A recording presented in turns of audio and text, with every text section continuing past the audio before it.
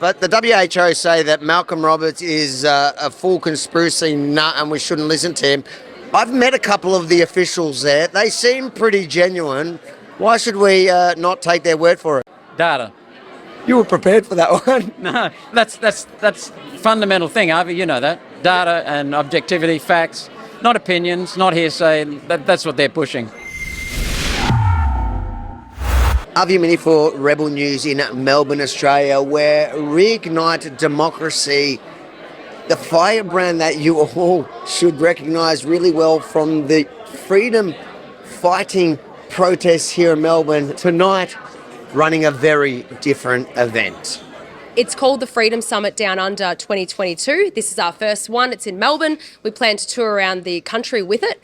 And the tagline of it is to learn how to live peacefully and prosper even in chaos. Basically, after 2 years of pushing back on the front line, I've realised that no matter what happens, we need to find a way to live our best lives, even if they're throwing everything at us. I think it's just going to be a really amazing night of building community, building a sense of optimism and hope, and really shifting our focus away from all of the negative and towards the future and towards the positive aspects of the future of what we can actually build and what we can actually do together now that we've found each other. Excuse me, sir. Avi. There's a height restriction here. I'm only allowed to be the shortest person. It's vital because what we're seeing here is an absence of sheep. These people have proved themselves to be lions. And that's what we've got. And that's what we need, more Australians standing up and taking charge of their lives and also of the country. You know, in the Constitution, who's in charge? The only people who can change the Constitution are the people. And these people are understanding that they're in charge and they want to start working out how to take charge. We sold out 6 days before the event. So full house tonight. There'll be people standing up. In Sydney, we're going to have a bigger venue, obviously, so 500 to 800 maybe. And I think it's going to do really well. No QR codes here tonight? It's really funny because people were supposed to start arriving at 6:30. It's only 6:05 and there's tons of people already here. So we were going to backtrack and try to do the registration as people walked in, and I just said, you know what, stuff it. No one here likes registering for anything or QR code checking in or even telling anyone their name. So I thought, you know what, if someone sneaks in without a ticket, c'est la vie, you know? You realise now that when you go to other states, a lot of people might try to sneak in with other tickets. Well, we might be on the door half an hour early next time. Yeah. It's almost like a surreal moment having all of us in one room together, and it almost feels like a turning point in terms of what we went through and what's actually happening now. But don't you find it bizarre that, you know, for 2 years when cases were much lower than we have now, hospitalisations were much lower, there was, for goodness sake, when there was one case, they shut down the entire city, and this was certainly very illegal.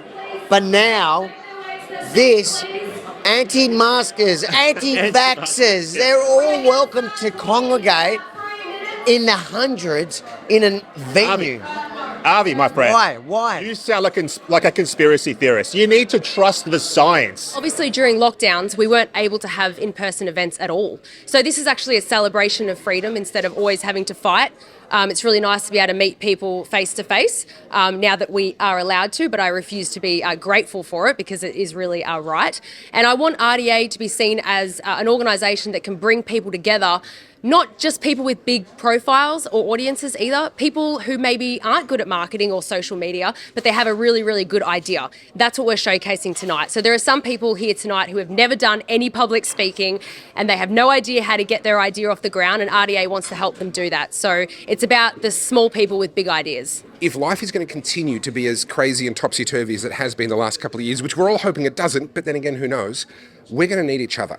You know, in a way that we've often talked about. I've had so many conversations with people, you know, talking about, oh, back in the day, there used to be more community. People used to talk to each other. People used to help each other. We lost that somehow. Well, yeah, we lost that, right? It's not some external, we lost that over the last 20, 30, 40 years. And what's happening now is I feel like people are refinding that and they're rebuilding that. Not necessarily with the person that lives next door to them, but with like-minded people that live in their broader area. And I think this rebuilding of community is honestly the most important thing happening right now. Freedom fighters in Melbourne, for the first time brought together by Reignite Democracy, not to protest. They're coming together, united for a better life. The tyrants have enjoyed watching us running around like crazy people trying to fight every little battle. But I really think that now is the time to look after ourselves and choose when we want to use our energy for those sorts of things. So that's what I've learnt, and that's what I hope to teach everyone here. Amazing. All right. I smell some food, so I'm just going to cut this short. Yeah. How does it feel to come to an event here in Victoria, indoors, at a venue, full of people that are proudly unvaccinated, unmasked, and unprotected from this virus that is running rampant in our state right now? Well, it definitely feels a bit different. I've done most of my talking in big parks, usually surrounded by certain people wearing certain uniforms, as you know, and congratulations on the apology. There needs to be many, many more, I think, but it's nice to be indoors and among good people, so everybody here is friendly. Let's just make it happen. Because the election's around the corner, that's exactly why we're able to be indoors right now. I guarantee you, if the election wasn't in a few more months, we wouldn't be in here. Definitely not. So it's time to make a difference. It's time to get rid of this man. Most politicians are like sheep. They're there, they're a protected species, they're there in isolation, and they're working for the globalists who push a few buttons in the power brokers of each of the two main parties.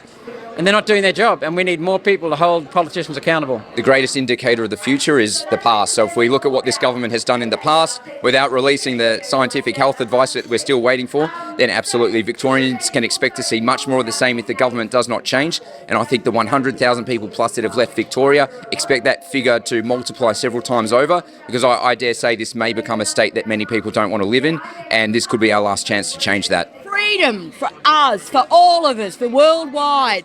We need to stand united.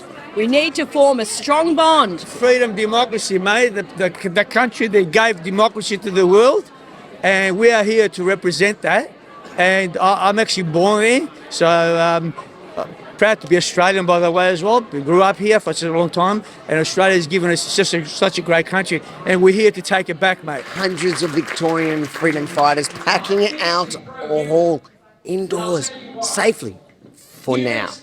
I'm Yemini for Rebel News in Melbourne, Australia. If you enjoyed this report, make sure to like, comment, and most importantly, share it far and wide, because the last thing the mainstream media want is for you to see this lot enjoying life and acting normal.